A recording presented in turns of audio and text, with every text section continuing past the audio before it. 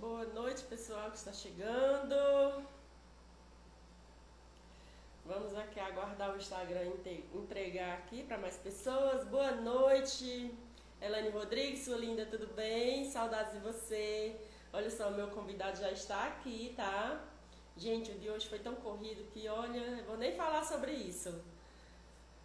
Vamos aí, pessoal, vamos chegando, vamos aprender. O intuito de cada live que nós proporcionamos aqui, que nós iniciamos, que nós convidamos especialistas, médicos, cuidadores, quem tiver a intenção de compartilhar conhecimento, de aprender, eu estou chamando para uma live. E aí, gente, estão me ouvindo direitinho? Comentem aqui, por favor.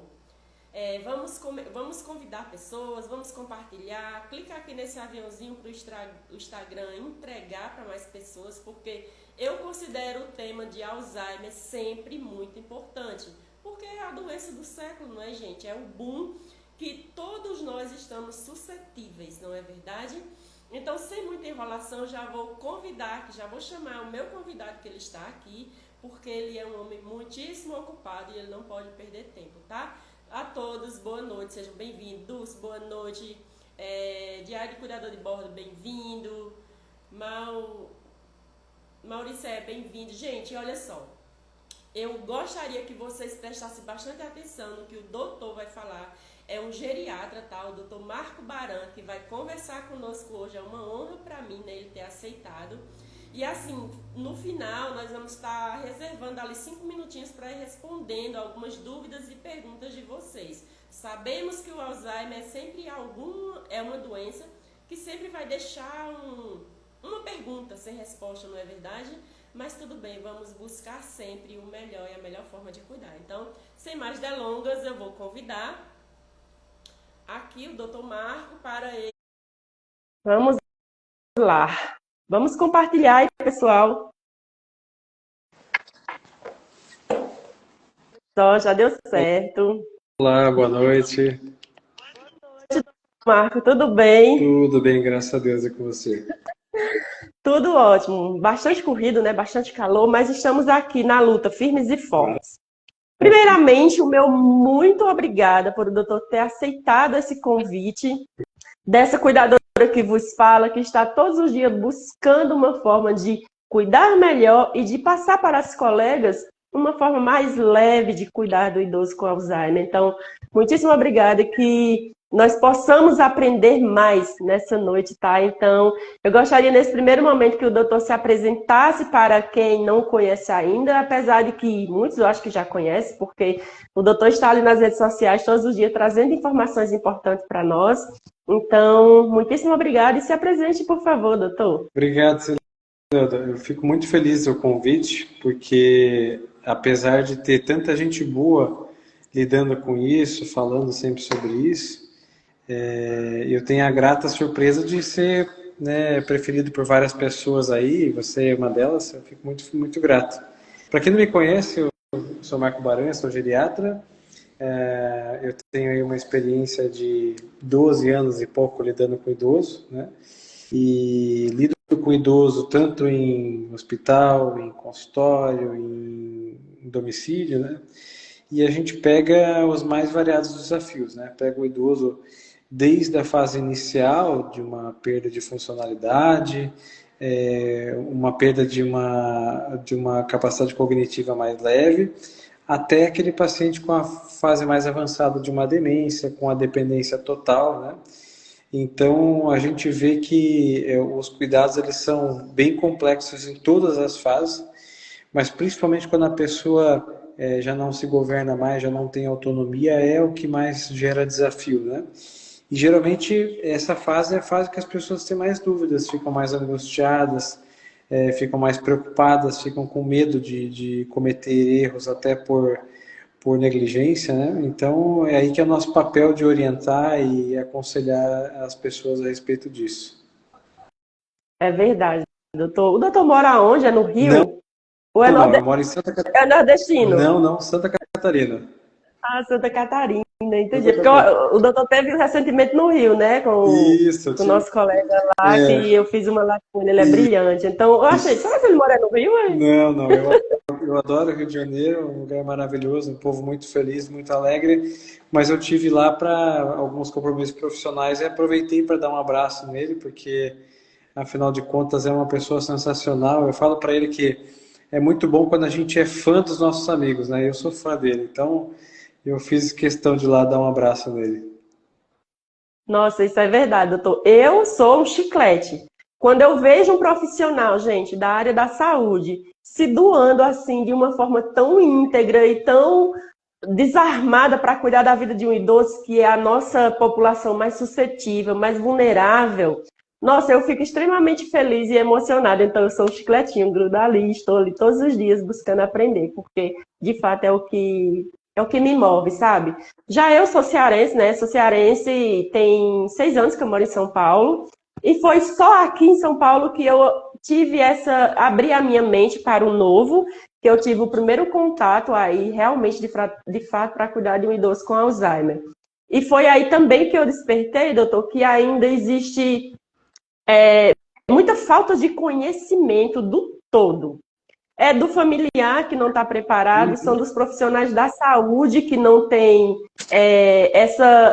esse feeling para realmente cuidar de um idoso com Alzheimer, e a gente vê isso em todos os ambientes que você pisa.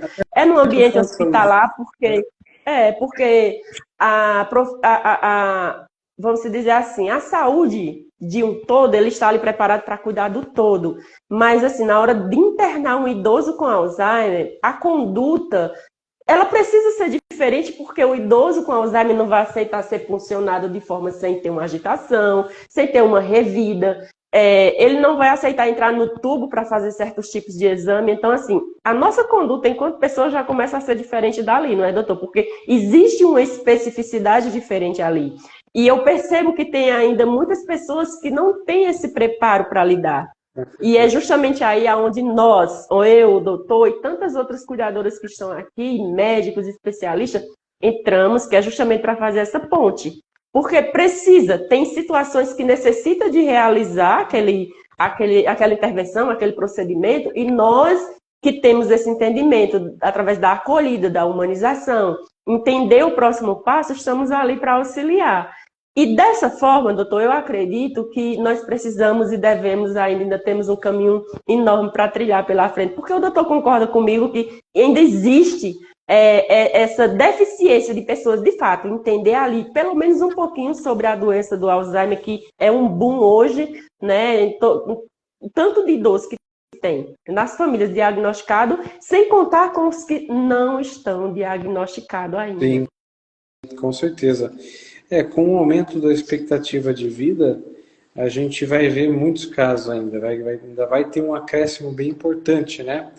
É claro que já se pesquisa meios de até frear totalmente a doença, ou até, quem sabe, fazer com que ela regrida, mas isso ainda é muito inicial e a população envelhecendo aí, batendo a porta já nos próximos anos, então a gente vai ter uma epidemia aí. Pensando que a gente é profissional de saúde, mesmo quem não goste de lidar com demência, ou mesmo quem não sinta tanta afinidade com o paciente idoso, o paciente frágil, ele vai se deparar com esse paciente em diversos cenários. Então, é importante que as pessoas aprendam, pelo menos um pouco, a lidar com isso, né? Porque senão é uma grande clientela da área da saúde aí que vai ficar desassistida ou mal assistida, né? E é uma população que precisa de uma atenção especial. Como você mencionou, das particularidades, né, do paciente às vezes aceitar fazer um exame, fazer um tratamento. A demência, ela faz com que a pessoa tenha uma alteração da parte cognitiva, inclusive da questão do julgamento, da percepção, né, daquela questão do juízo de valor, né? Olha, para que serve isso? Por que eu estou fazendo isso, né? Então, quanto mais comprometido do ponto de vista ali cognitivo, mais dificuldade vai ter. E aí vai a tática, a técnica do profissional lidar com isso e poder prover o melhor, né? Exatamente, doutor.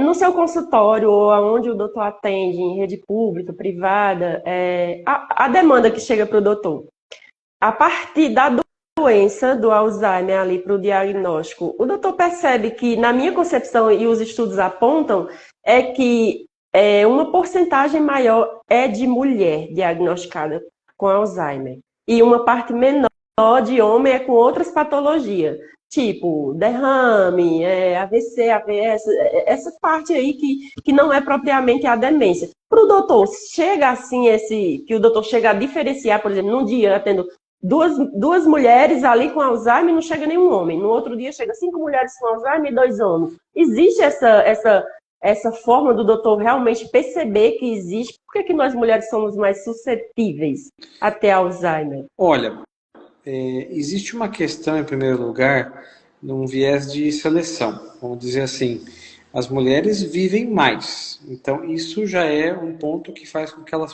procurem, né, o médico, obviamente, porque vivem mais. Segundo, elas também têm um hábito de se cuidar mais, de buscar ajuda médica, buscar ajuda profissional, mais do que o homem, né? Então, tem mais esse fator. Um outro fator as questões que fazem a mulher buscar serviços de saúde, muitas vezes já é relacionado até às questões femininas, ginecológicas, enfim, que ela já tem aquele hábito de ir buscar, que o homem muitas vezes não faz, né? Tem também uma questão hormonal da mulher, né? Então, existem pesquisas que falam a respeito do envolvimento hormonal na gênese de demência, ainda que não tem nada consistente na literatura dizendo que a mulher tem mais do que o homem, de maneira significativa, né? Mas eu acredito que muito mais pela questão de buscar ajuda, né? Muitas vezes eu fico até preocupado, falo, poxa, você está vendo tanta mulher, onde é que estão esses homens, né? Será que eles estão morrendo mais cedo mesmo? Muitos homens morrendo muito mais cedo? Será que eles não estão buscando ajuda, né? E aí fica aquela questão de a gente conscientizar, de a gente educar as próprias famílias, né? Porque muitas vezes não é o paciente que vai buscar ajuda, e sim o filho, o neto que fala, olha, vó, mãe, é preciso que você vá no médico para ver isso e tal, e ter esse feeling, né? Essa percepção de, olha, eu preciso de ajuda, né? Também tem uma questão relacionada à demência, que existem alguns sintomas cognitivos que são ocasionados por problemas psiquiátricos, na verdade, por depressão, né? Transtorno afetivo bipolar, outras doenças psiquiátricas, né? Elas simulam também sintomas demenciais e podem até se manifestar com o que a gente chama de pseudodemência. A pessoa faz um quadro cognitivo alterado, inclusive de memória, inclusive de algumas questões de cognição, de reconhecimento, de cálculos, e que a pessoa, de repente, está com aquela situação porque ela está com uma dificuldade da parte neuropsiquiátrica, ela está com um bloqueio por conta da doença, né?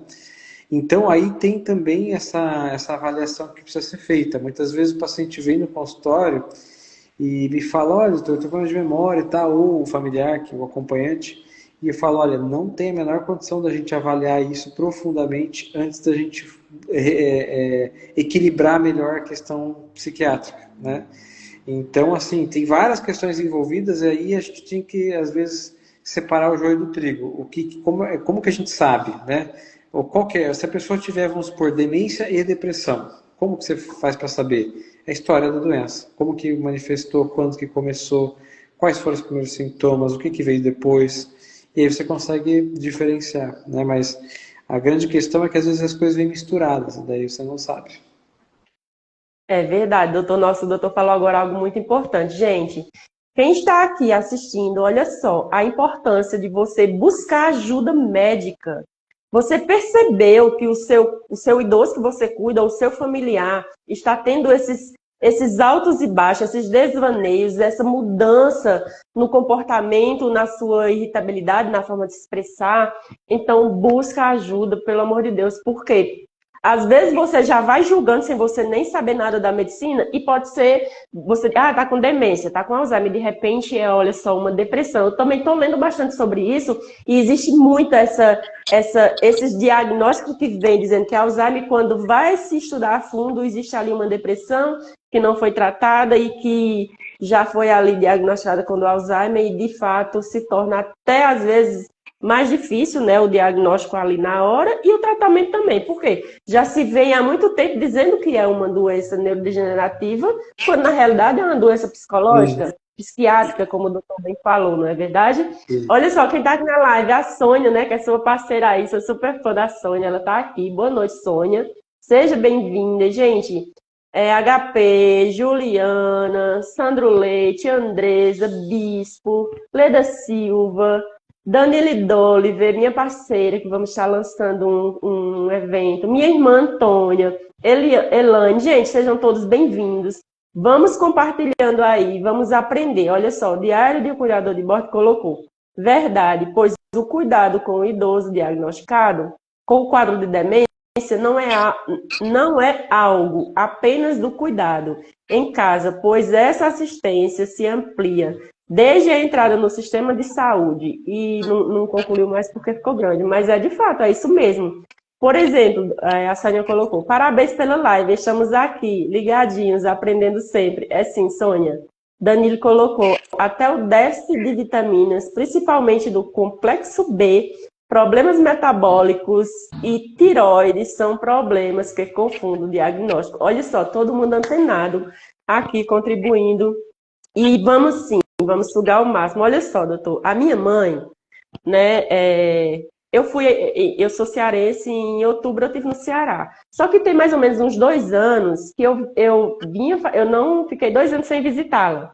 E eu falo com ela sempre, chamada de vídeo, porque graças a Deus a internet nos possibilita isso hoje por conta da distância.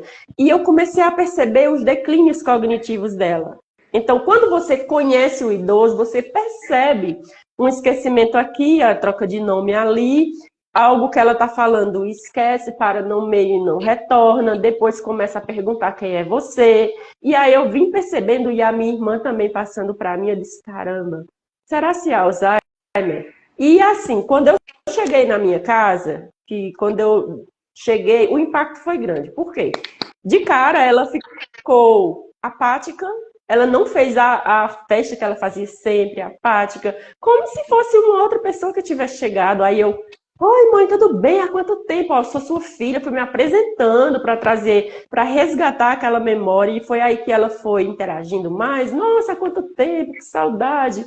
E já foi me apresentando um lugar para guardar minhas coisas e tomar um banho, mas doutor, uma coisa que eu percebo, a minha mãe não está diagnosticada, tá? Eu fui atrás de ajuda lá do município para ver o diagnóstico, mas é tudo muito lento, muito moroso, então assim, estamos aguardando para esse diagnóstico, porque a minha mãe também ela tem um tremor nas mãos, tá? E isso já faz um tempinho. Tem um pequeno tremor, bem levemente na cabeça. Então, de fato, pode ser um parkinsonismo misturado. Assim, eu não sei, mas as características do Alzheimer estão presentes cotidianamente, que é a síndrome do entardecer, a troca de nomes, tipo, está flutuando bastante. Então, idosos sem o diagnóstico acaba se tornando um pouco mais difícil para nós cuidar. O doutor acha isso?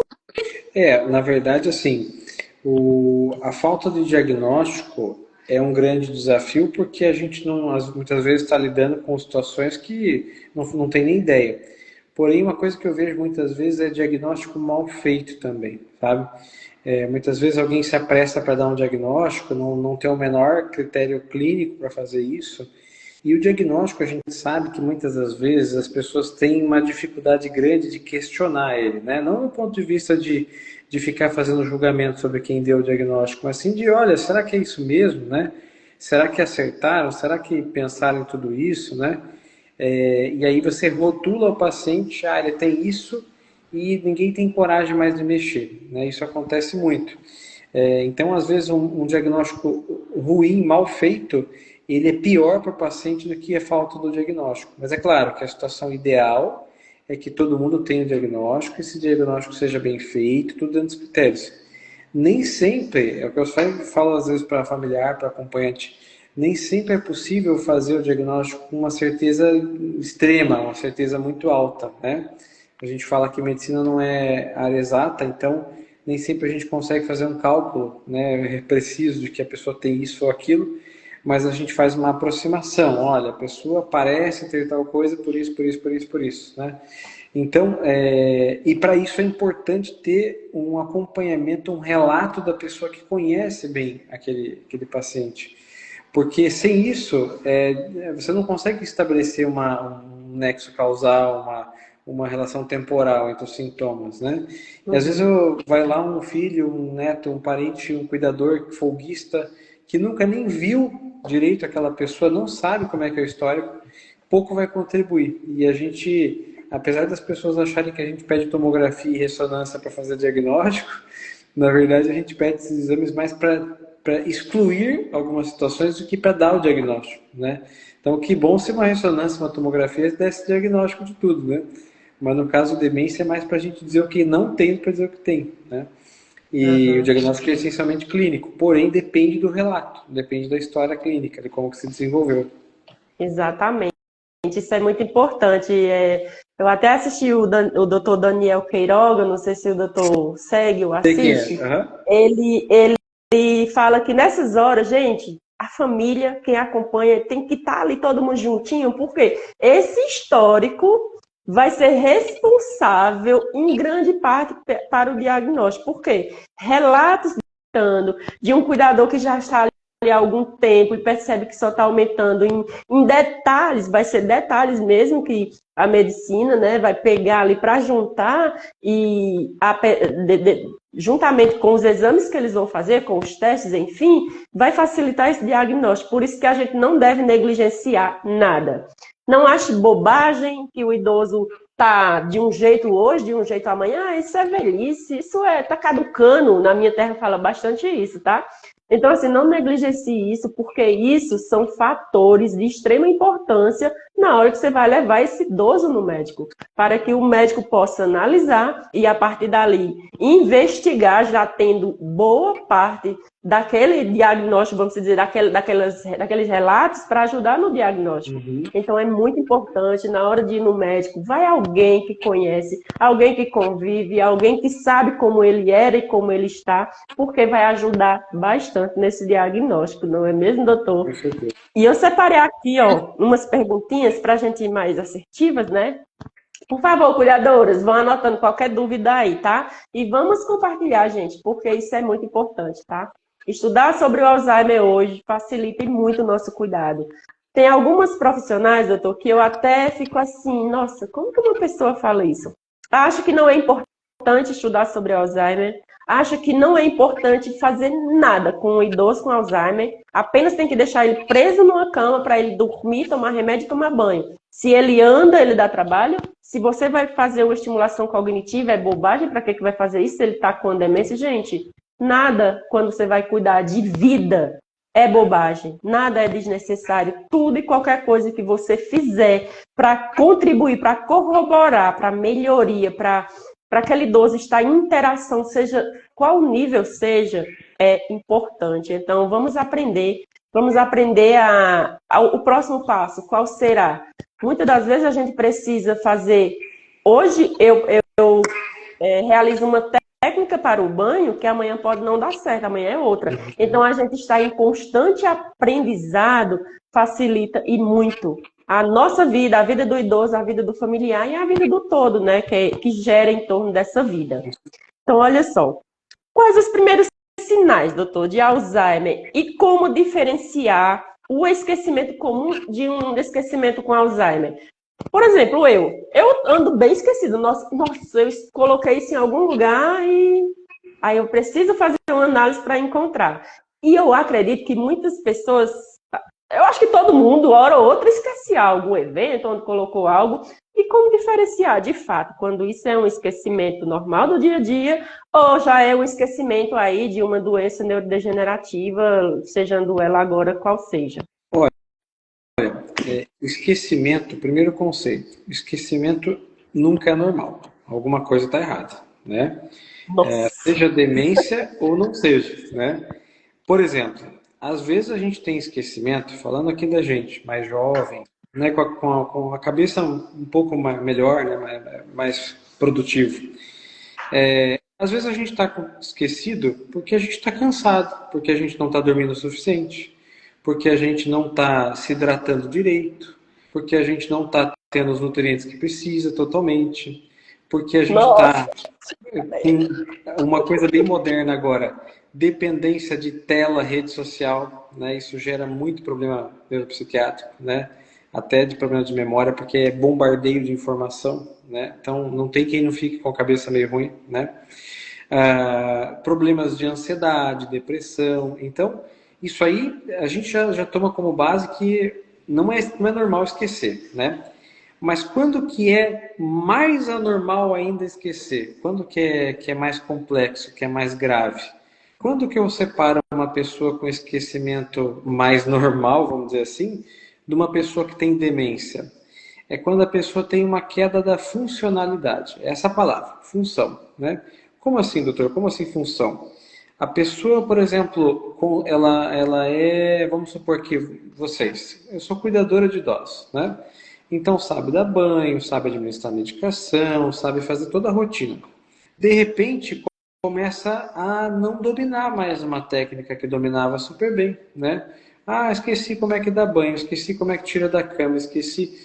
Então, é um indício de que alguma coisa pode estar muito errada, né? O idoso, por exemplo, que era acostumado sempre a fazer cálculos, mesmo que não cálculos muito complexos, né? De repente não consegue fazer continha mais, não consegue lidar com dinheiro, um troquinho, uma coisa assim, né? Já é um indício, né? A pessoa que é acostumada a costurar não está conseguindo, a pessoa que é acostumada a cozinhar. Então, por isso que toda vez que a gente vai avaliar um quadro de demência, uma suspeita de quadro de demência, tem que ser alguém que conheça bem a pessoa junto. Porque eu não posso exigir que a pessoa que é dona de casa, que às vezes é quase analfabeta, saiba fazer cálculos complexos. A senhora sabe fazer planilha de controle de custo da casa? A pessoa nunca fez aquilo, então não vai fazer, né? Então tem que ser aquilo que a pessoa já tinha habilidade de fazer e ela perdeu. Então, a questão da funcionalidade, né? É claro que uma perda que a gente está falando em demência, normalmente ela é progressiva, normalmente, tá? Mas pode acontecer também. Alguém perguntou ali, ó, o AVC pode causar demência ou Alzheimer? O AVC, por exemplo, já respondendo aqui, fazendo um gancho, o AVC é um infarto de uma parte do cérebro, né? E a pessoa desliga aquela parte do cérebro. Então ela não vai funcionar direito, né? E ela pode, inclusive, comprometer a área da memória. Então ela não vai conseguir, né, processar a memória, enfim. E o que acontece? Alzheimer é diferente do AVC porque ele tem um curso mais lento. Alzheimer acumula umas proteínas, uma sujeirinha lá na área da memória do cérebro e a pessoa vai piorando aos poucos. AVC, demência vascular que a gente fala, ela já é um pouco mais rápida, porque ela tem uma instalação junto com ali a falta de oxigênio no cérebro, né? E aí as manifestações vão depender muito da área do cérebro que foi comprometida. Não é que nem o Alzheimer, que é meio receita de bolo, assim, é meio clássico. Então, alguém perguntou também os sintomas de Alzheimer. Então, os primeiros sintomas. Então, começa muito sutil. A pessoa esquece coisinhas típicas do dia a dia, né? Esqueceu o nome de uma pessoa que sempre lembrava, esqueceu o nome de uma rua que sempre lembrava, começou a trocar os ingredientes ali de uma receita, aquela coisa mais sutil.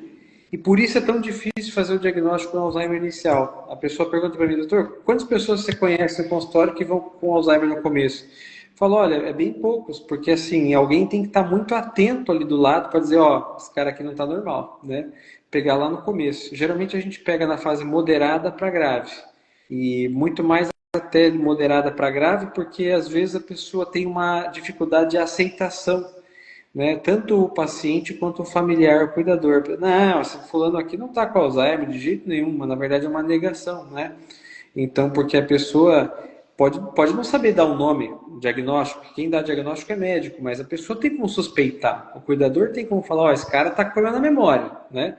Então eu coloco lá no prontuário, problema de memória, depois a gente vai dizer qual que é o problema, né?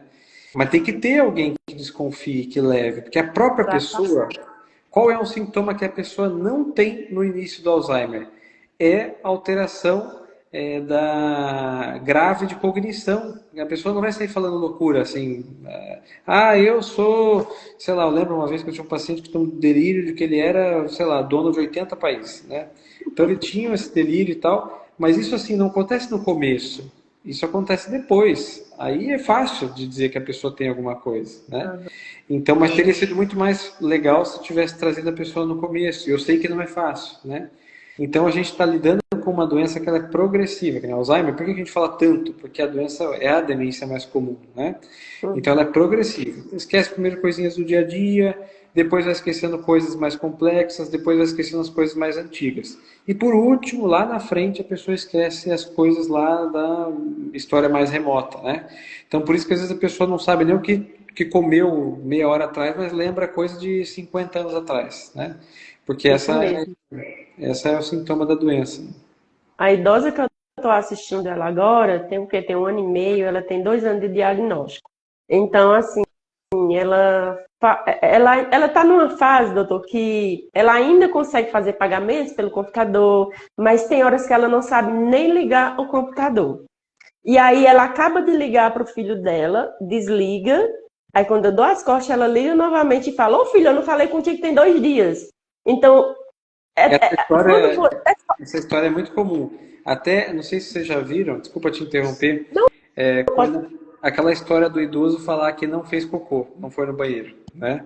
Então, faz dias que eu não vou no banheiro. Ele acabou de fazer cocô, meia hora atrás, 1 hora, ou hoje de manhã. Exatamente. Acontece também com a alimentação, não vai ter comida, acabou de almoçar, não vai ter comida, nessa casa não tem comida, eu tô com fome, não vou me dar comida. Aí liga, tá falando com outra, eu tô com fome, não me deram almoço.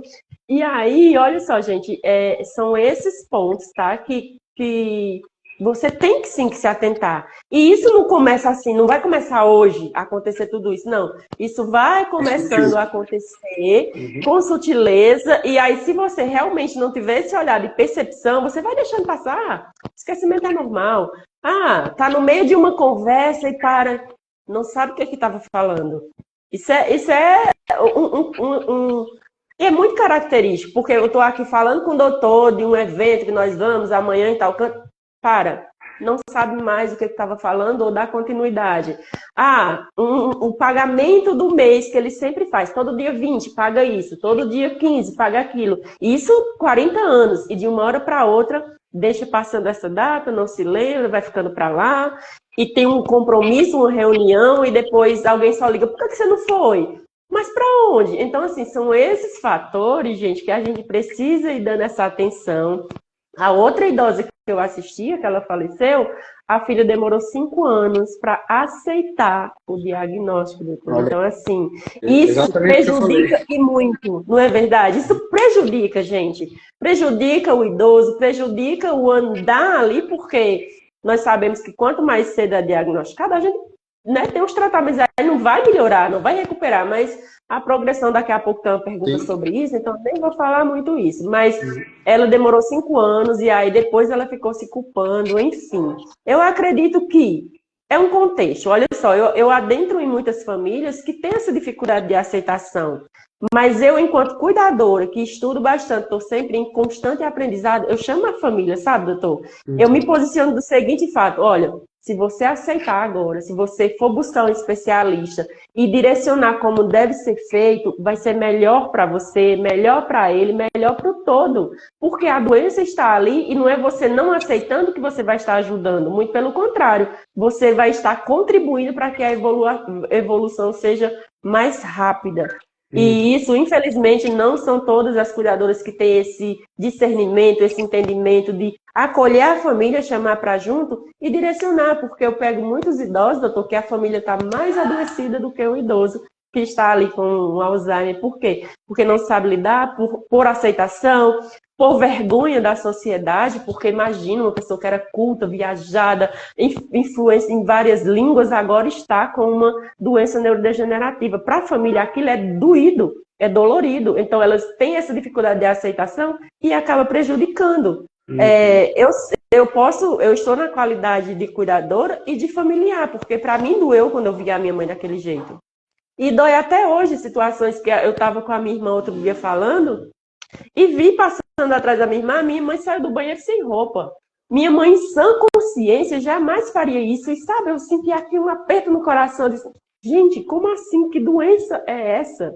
Que vai devastando assim de um jeito. Então, quanto mais você for difícil de aceitar, achar que não é diagnóstico errado, que isso não está acontecendo, é pior. Procura um especialista, procura um médico, faz toda a investigação e aceita de fato, porque vai ser melhor para o todo, não é mesmo, doutor? Com certeza, com certeza.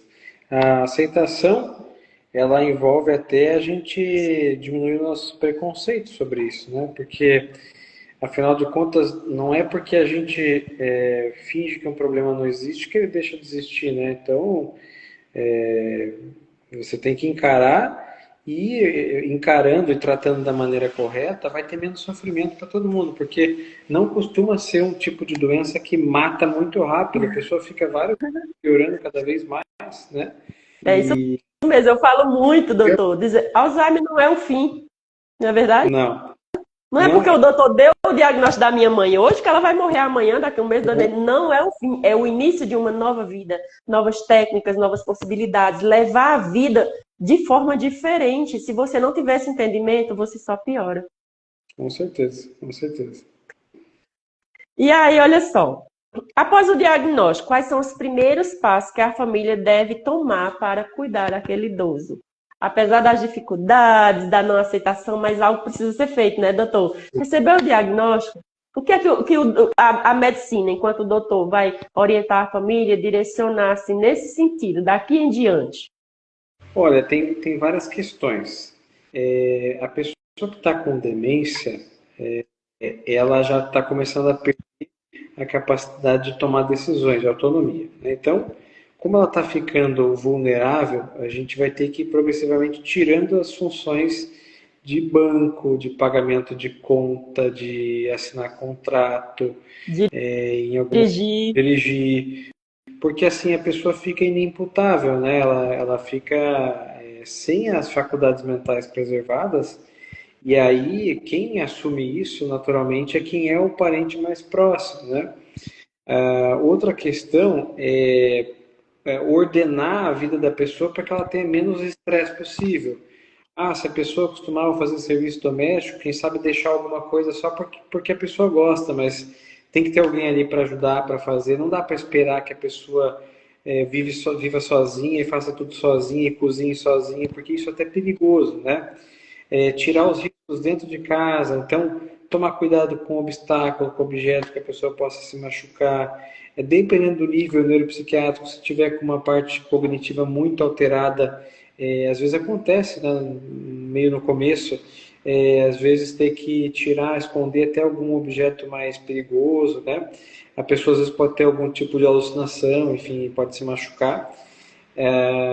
Além de tudo, o tratamento, né, farmacológico, o tratamento convencional, né, o tratamento medicamentoso, mas além disso também as questões ocupacionais, fisioterapia, outras atividades para que a pessoa se mantenha saudável da parte física também, né? Porque o que acontece com a degradação cognitiva é a pessoa ficando cada vez mais acamada, cada vez menos ativa, menos, assim, como é que se diz, útil, né, do ponto de vista corporal, inclusive, e aí ela vai piorar mais ainda, acelerar mais ainda a piora cognitiva, né? E também as questões ali de tratamento vai ter que ser feito um acompanhamento de perto, porque às vezes você começa um tratamento e ele não responde bem, às vezes responde mal, tem muito efeito colateral, às vezes a gente tem que questionar se o diagnóstico está certo mesmo, e é normal isso acontecer. Então, assim, tem que ter um acompanhamento regular, não adianta a pessoa vir, vem uma vez, aí volta no médico só dali 2, 3 anos, né? Então, isso não existe, né? E não é porque o médico quer ganhar dinheiro em cima do paciente, não é isso. É que tem que ter essa observação, esse acompanhamento de perto. É uma doença grave, uma doença que a pessoa tem o cérebro acometido, né? Então tem que ter esse acompanhamento, né? E, por fim, se a pessoa tiver alterações das doenças crônicas que ela já tinha, aí tem que ser feito um planejamento de novo, desses tratamentos. Às vezes trocar algum remédio que dá muito efeito colateral, às vezes ver se não tem algum remédio que estava fazendo mais mal do que bem, né? Então, isso para o idoso é muito comum a gente fazer esse exercício aí da medicação, dos tratamentos, né? E assim, com relação a tratamento, alguém perguntou ali medicação via oral ou tópica, se tem diferença. Na verdade, tratamento para demência, em teoria, os medicamentos de uma mesma classe, eles são iguais, né? Não existe assim uma diferença deles entre si, porque é tópico ele vai ser melhor ou pior que o outro. O que a gente escolhe às vezes é com relação ao efeito colateral. Às vezes tem medicamento que via oral está causando muito efeito colateral, ou já tem um histórico de ter um determinado efeito colateral com outra medicação, a gente vai preferir trocar. Ou porque o paciente toma muito remédio, daí para evitar de fazer mais um remédio via oral, ou porque o paciente usa sonda, não se alimenta direito via oral, vai preferir um tópico. Então, não tem uma receita de bolo, a gente vai ter que ver o contexto, né? E ver também questões financeiras também, porque geralmente as medicações mais práticas elas tendem a ser um pouco mais caras, né? Mas em teoria é para ser igual, né? Assim, igual a perguntar se o remédio genérico ou de referência tem diferença. Não deveria, se tem, está errado, né? Não deveria. Então, assim, o tratamento ele é complexo. Como a doença é complexa, o tratamento é complexo também. Já complementando aí só complemento aqui o negócio da doença, olha só. Existem novas opções no mercado de realmente de medicamentos disponíveis só para o tratamento do Já, Alzheimer e ali já das tem, demências? já tem medicamento aí em fase de estudo de imunobiológico, que a gente fala, que é para tentar desfazer o efeito lá no cérebro daquele acúmulo de proteína, tá? Só que ainda está em fase muito inicial, muito experimental, e parece que só tem efeito positivo até agora nas quadros bem iniciais, lá no começo.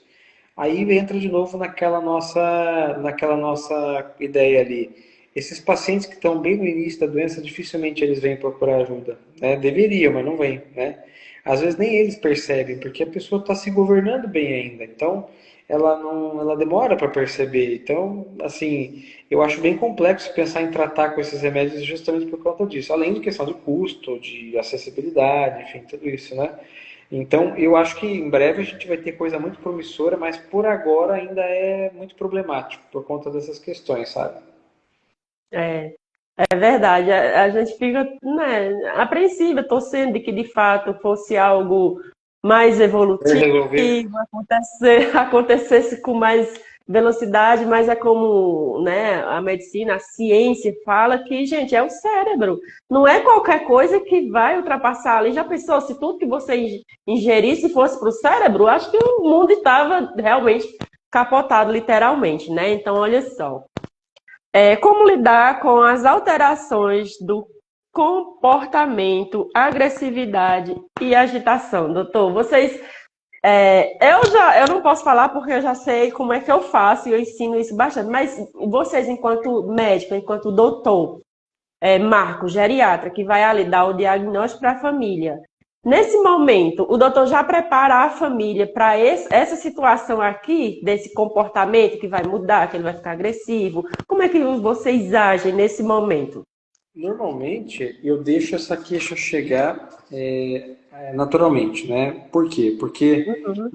pelo menos é Alzheimer, né? Se for demência por corpos de Lewy, demência por doença de Parkinson, às vezes os sintomas neuropsiquiátricos são um pouco mais rápidos, assim, de agitação, de agressividade, de ter alucinações, enfim. Mas, se a pessoa vem com demência de Alzheimer, que é 80% dos casos, eu deixo eles ir trazendo os sintomas aos poucos para não criar muita ansiedade. Até porque Uhum. eu sei o tempo que vai demorar para aquele sintoma aparecer, né? Às vezes a pessoa demora meses ou até mais de ano para apresentar sintoma assim de cognitivo, né?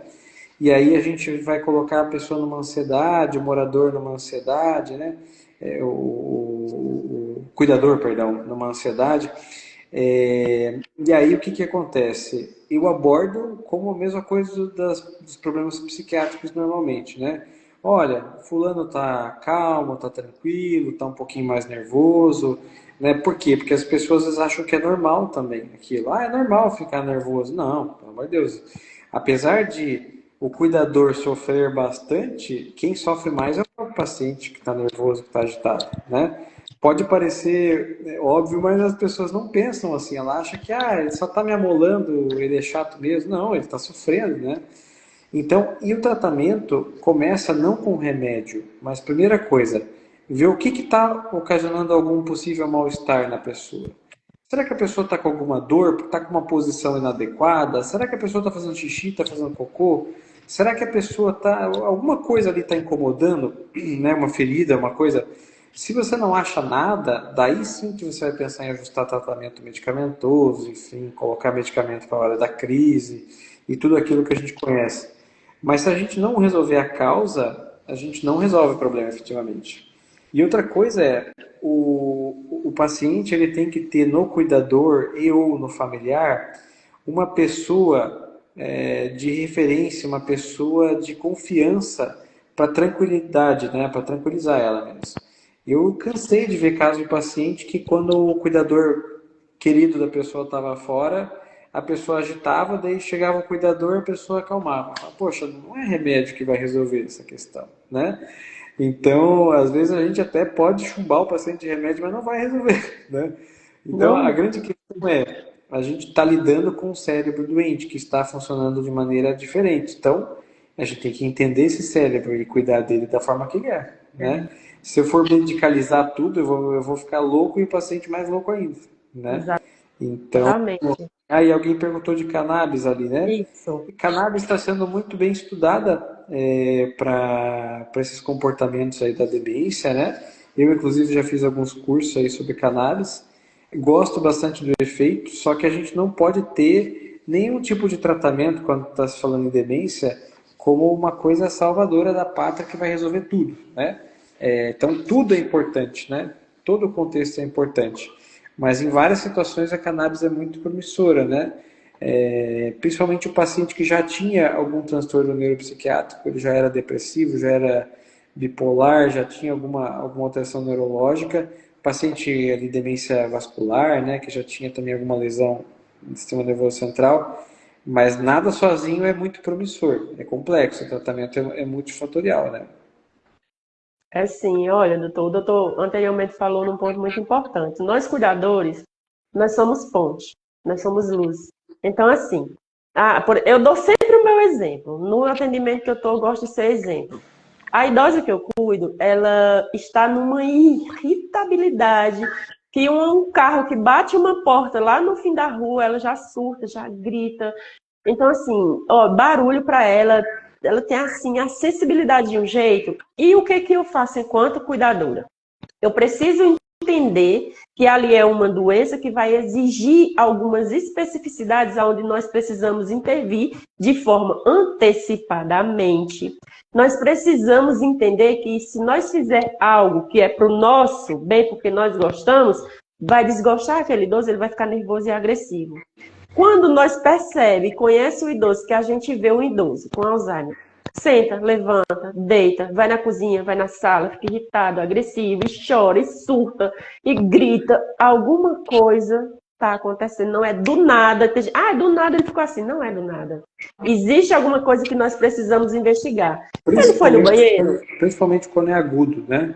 Porque se a Ele foi no pessoa banheiro? sempre é assim, é diferente, mas mudou do E nada, né? foi no banheiro? Evacuou? Fez xixi nesse dia? Ele está com sede? Será que ele não está com dor? E muitas das vezes o idoso não vai mais conseguir verbalizar o que ele está sentindo. E somos nós que somos o olho daquele idoso, vamos estar sempre levando ele para o banheiro, por mais que ele fale, mas eu fui agora.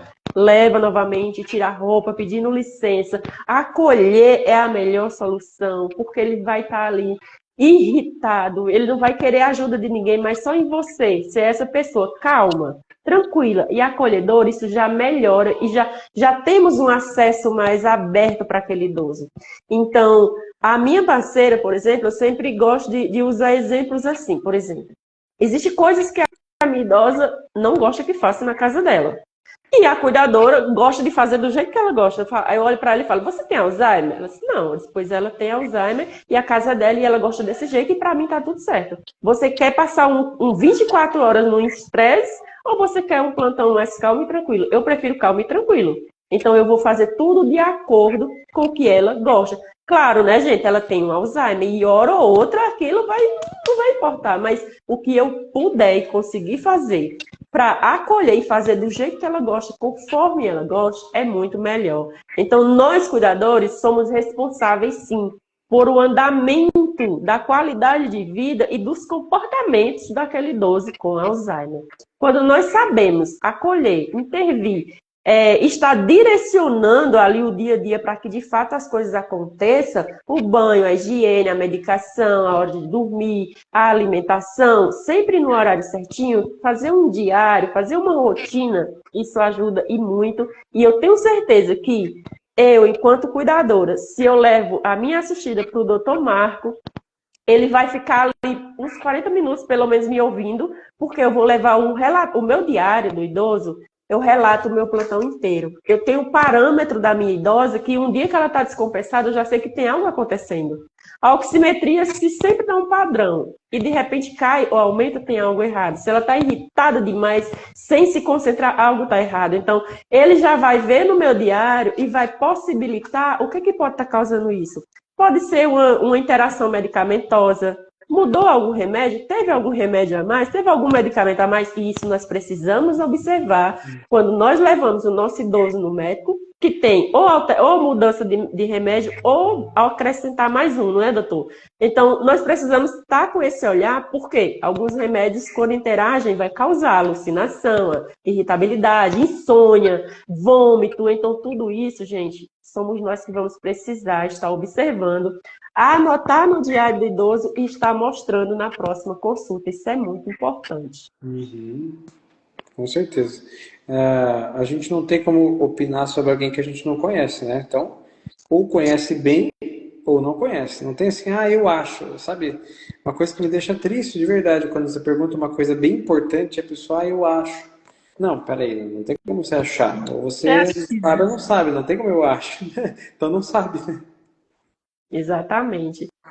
E aí, doutor, quando que o familiar deve considerar a necessidade de ter um cuidador profissional na residência ou, de repente, a família colocar numa instituição de longa permanência, né? Porque nós sabemos que hoje, na evolução da humanidade, com tantos afazeres, as pessoas hoje cada dia mais têm menos tempo para cuidar do outro, muitos filhos não conseguem cuidar dos pais e optam ali por realmente ou tá colocando um profissional ou tá no ILPI. Mas qual é o momento adequado que o doutor diz, olha, nessa hora eu acredito que é interessante para vocês, familiar, e para o bem-estar do idoso colocar no ILPI ou ter alguém ali 24 horas?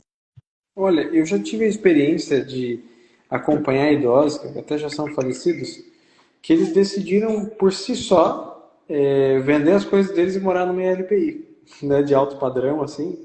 Mas por quê? Porque queriam ter comodidade, né? E é um ambiente totalmente preparado, desde que seja uma boa instituição, né? Porque a gente sabe que tem as instituições ruins também, mas as boas é um ambiente preparado para acolher e para proteger o idoso, né?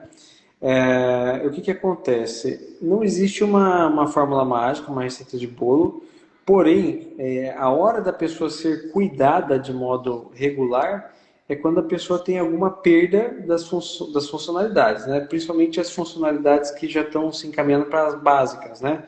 Que é se vestir, tomar banho e tal. Mas tem gente que começa antes, por quê? Porque já não pode ficar sem uma vigilância, né? Alguém que preste atenção, que veja se está tudo bem, se não está fazendo nenhuma traquinagem sem querer, né? Às vezes aquela coisa de idoso se queimar, ligar fogão e tudo mais. Então, como você mesmo mencionou, as famílias já não são mais numerosas, não tem mais aquele panorama de uma casa grande com um idoso, dois e 300 pessoas junto ali de olho, né? Ou no mesmo quintal ali, alguém olhando, né? Então as pessoas estão cada vez mais isoladas, muitas vezes moram do outro lado da cidade do idoso, né? Então fala assim, olha, será que uma câmera vai resolver para uma emergência? Dificilmente, né? Um vizinho dificilmente vai estar disponível ali 24 horas. Se até o cuidador que é pago para isso ele se cansa, imagina alguém que não tem a menor obrigação e mora do lado, né? Então, e muitas vezes as pessoas negam essa possibilidade pela negação da própria doença. A pessoa fala assim, não precisa de cuidador porque ele não tem Alzheimer. Às vezes ele não verbaliza isso, mas é uma maneira indireta de mostrar uma negação, né? Então, a pessoa que tem uma demência, por exemplo, via de regra, já se não está nos cuidados, ou em casa, ou numa ILPI, já tem que começar a pensar sobre isso, né? Eu já deveria estar pensando, né? E aí a decisão se vai ser um cuidador em casa, né, ou uma LPI, muitas vezes passa pelo aspecto de dinheiro mesmo, pecuniário. Então fala assim, olha, quanto que gasta para ficar numa casa, né? 4, 5, 7 mil. Quanto custa para ter lá 3 cuidadores, mais um folguíssimo, não sei o quê? Às vezes 10, 12, 15 mil. Aí a pessoa vai ter que direcionar para o que ela pode pagar, né? É claro que é muito mais confortável ficar em casa, ter alguém que vá lá prestar assistência, porque está no ambiente que a pessoa já conhece, já é dela. Porém, nem toda a família se dá bem com o cuidador dentro de casa também. Pode ser um cuidador maravilhoso, mas às vezes a família tem muito problema com privacidade, não se sente bem com gente diferente. Eu mesmo, como médico, que vou lá na casa de um paciente uma vez a cada 2, 3, 6 meses, às vezes, a família já demonstra um certo desconforto de eu estar ali. Imagina um cuidador 24 horas por dia, né?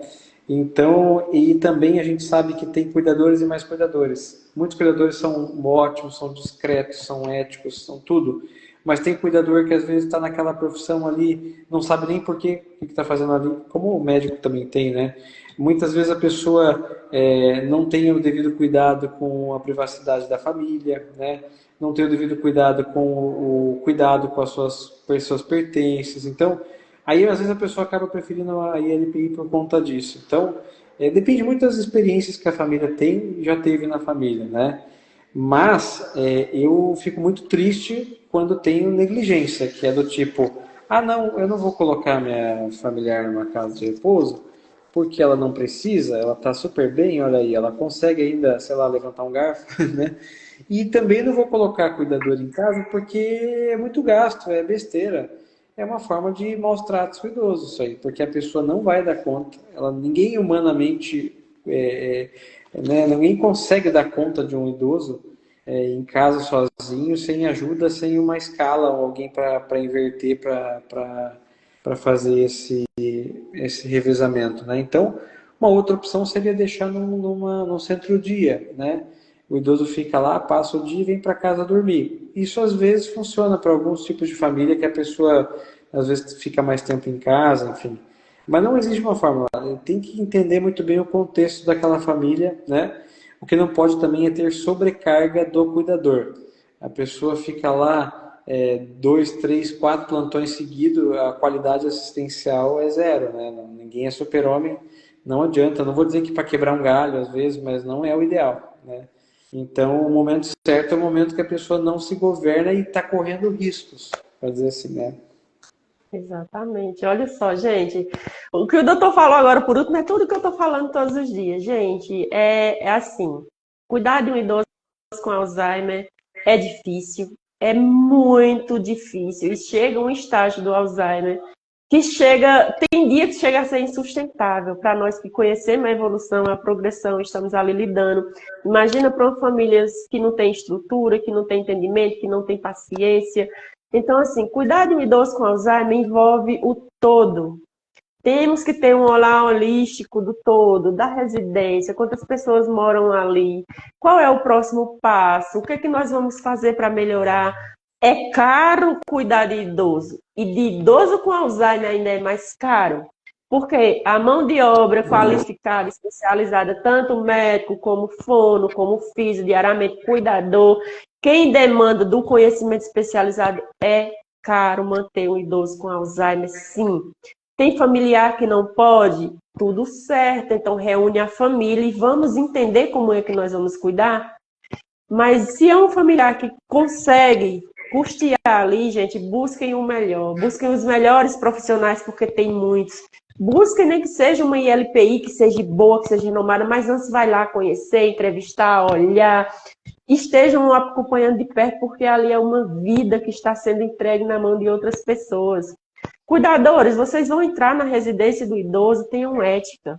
Entendam que ali existe uma vida, uma história, uma família que tem os seus princípios. Não toque naquela vida, vá ali cuidar, intervir, vá proporcionar qualidade de vida, vá transformar aquela realidade, trazer paz para aquela família, resolver aquele problema e não trazer mais problema.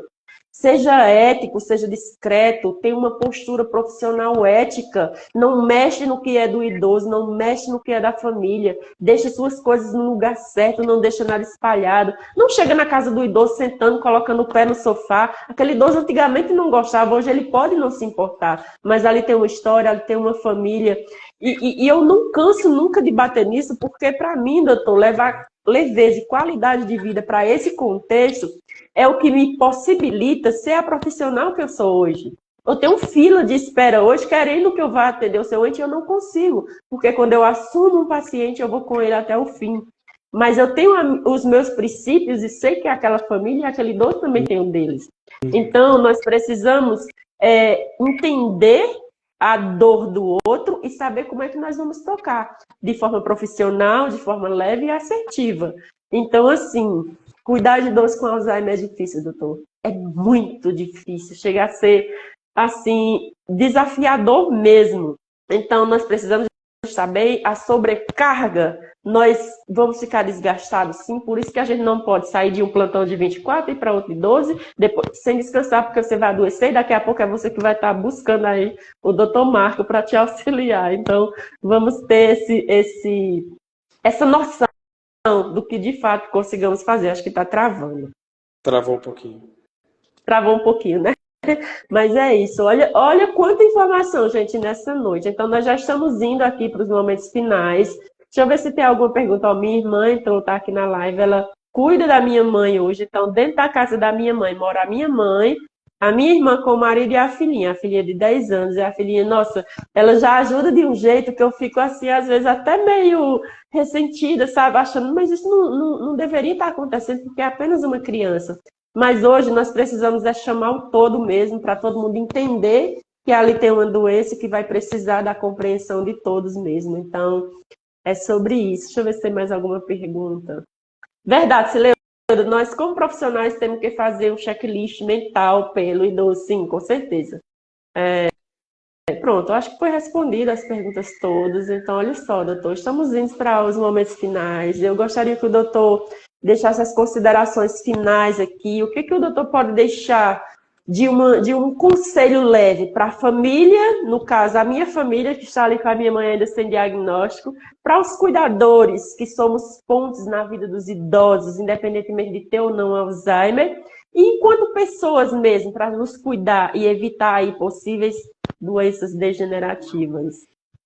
Olha, o primeiro conselho que eu dou é que não adianta ficar ansioso com relação à genética, porque a maioria dos fatores que envolvem o desenvolvimento de demência, principalmente Alzheimer, são fatores modificáveis. Então, estilo de vida, atividade física, colesterol.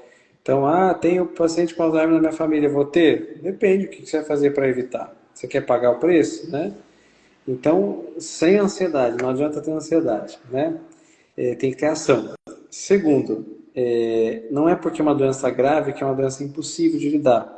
Até porque, graças a Deus, tem alguma coisa para ser feita. E, na maioria das vezes, a doença ela não é tão rápida assim. Então, a gente consegue lutar, consegue fazer alguma coisa. E outra, nós não vamos durar para sempre. Todos nós vamos partir um dia. A gente parte, às vezes, de maneira súbita, por um infarto, uma coisa mais aguda. Às vezes a gente parte por conta de uma doença mais insidiosa, mais lenta, igual uma demência, né? E a gente merece respeito, carinho. Então, quando a gente é quem proporciona o cuidado, então a gente tem que ter esse entendimento e dizer assim, olha, é cansativo? Mas eu sou encarregado de dar carinho e qualidade de vida, então a missão é minha, eu que vou fazer isso, né? E se fosse fácil, gente, não precisaria ter cuidador, não precisaria ter médico e tal. Eu agradeço a Deus cada vez que me chamam para um atendimento. Eu falo, que bom que tem trabalho para mim. Exatamente. É sobre isso, gente. Olha só, doutor. Nossa, obrigada, tá? Muito obrigada pela sua contribuição, pela sua disponibilidade de estar aqui conosco, respondendo os questionamentos e nos ensinando ainda mais sobre cuidar de idosos, né? Cuidar de idosos com Alzheimer. Então, muito obrigada. Que Deus abençoe. Tá travando. Internet. Acho que é internet. Tá travando. Que Deus abençoe grandemente a sua vida. Amém. E é sobre isso. Muito obrigado. Sejamos sempre pessoas, né, aqui dispostas para estar ajudando os outros. Então, muito obrigada. Deus abençoe. Um abraço no seu coração grandemente, doutor. Boa noite, tá? Boa noite. Tchau. Fiquem com Deus. Um Tchau, abraço. pessoal. Muito Obrigado. obrigada. Tchau. Presente, pessoal.